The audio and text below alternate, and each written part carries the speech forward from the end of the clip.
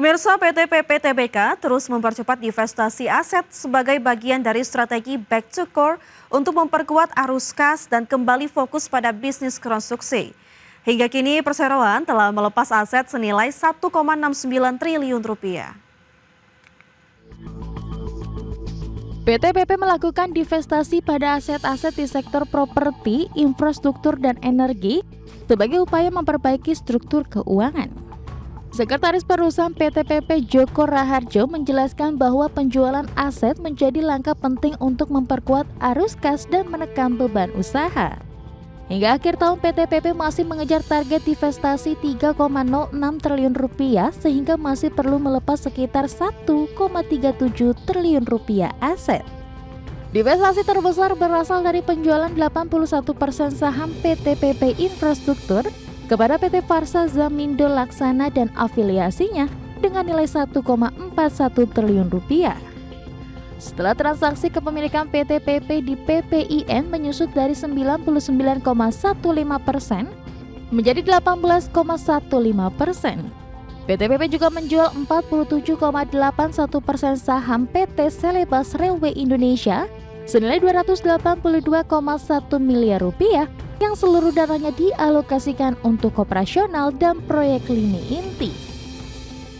Adapun kinerja keuangan PT PP hingga kuartal 3 2025 masih berada di bawah tekanan. Laba bersih hanya mencapai 5,55 miliar rupiah atau turun 97,92% dibanding periode yang sama tahun sebelumnya. Pendapatan usaha juga melemah menjadi 10,73 triliun rupiah dan nilai kontrak baru turun menjadi 16,88 triliun rupiah sehingga perseroan menilai penyehatan portofolio melalui divestasi menjadi langkah yang krusial. Berbagi sumber, IDX Channel.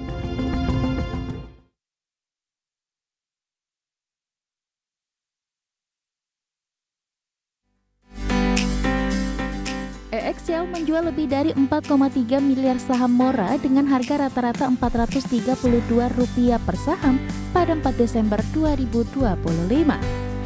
Nilai ini tercatat sekitar 95,1% lebih rendah dibanding harga penutupan Mora di pasar yang berada di Rp8.850 per saham pada Jumat. Dari transaksi tersebut, EXCL mengantongi dana sekitar 1,87 triliun rupiah dengan tujuan utama untuk divestasi. Hingga kini EXCL belum mengumumkan pihak pembeli dari transaksi jumbo tersebut. Penjualan EXCL ini terjadi setelah aksi serupa dari PT Chandra Karya Multi Kreasi yang lebih dulu melepas 1,14 miliar saham Mora pada 27 November 2025. Aksi jual beruntun ini memunculkan spekulasi pasar terkait konsolidasi kepemilikan dan dinamika internal pemegang saham Mora. Adapun setelah rangkaian transaksi tersebut, komposisi pemegang saham Mora kini bergeser signifikan. Chandra Karya Multi Kreasi tercatat memegang 35,99% saham, disusul PT Gemalintas Benua dengan 30,17% dan publik sebesar 10,68%. Perubahan struktur nilai dapat mempengaruhi arah strategis Mora ke depan, terutama dalam ekspansi dan penguatan infrastruktur telekomunikasi. Berbagai sumber, IDX Channel.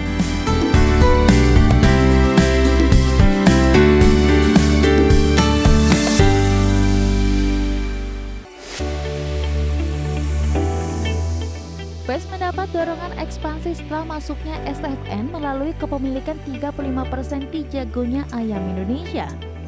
Kehadiran SFN melengkapi struktur pemegang saham yang selama ini didominasi Grup Galael dan Grup Salim yang telah bersinergi sejak 1990.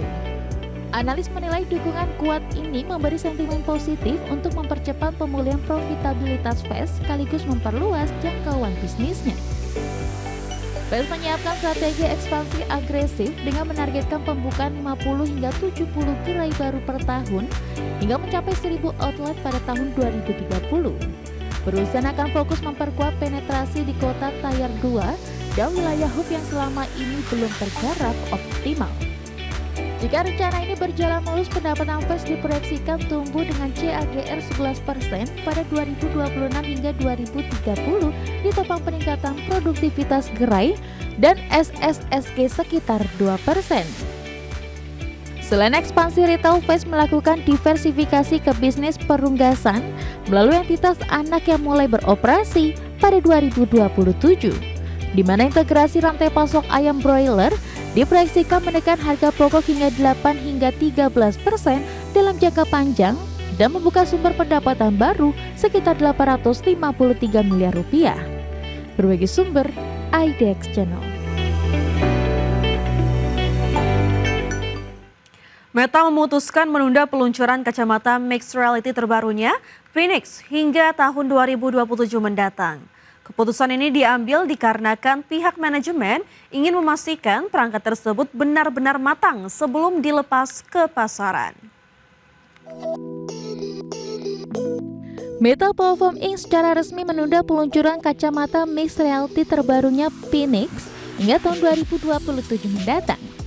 Awalnya perangkat anyar ini dijadwalkan rilis pada paruh kedua 2026, namun harus tertunda dikarenakan manajemen ingin memastikan perangkat tersebut benar-benar matang sebelum dilepas ke pasaran.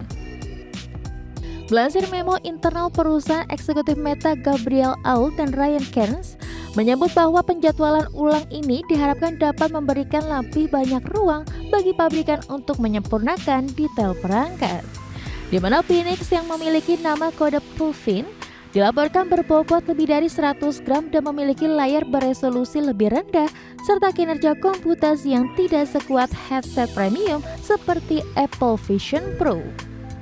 Sementara itu, teknologi mixed reality sendiri menggabungkan unsur augmented reality dan virtual reality sehingga memungkinkan interaksi antara objek dunia nyata dan digital.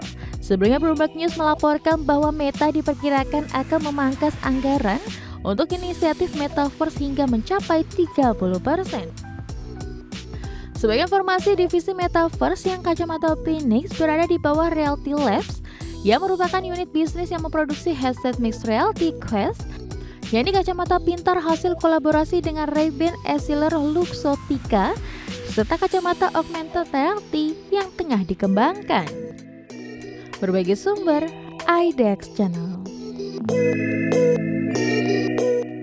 Mega bintang sepak bola Cristiano Ronaldo resmi berinvestasi di perusahaan teknologi kecerdasan buatan yang berbasis di Arab Saudi, Perplexity, di mana pengambilan saham ini sekaligus menandai ambisi Ronaldo untuk menguasai berbagai bidang bisnis global menjelang masa pensiun.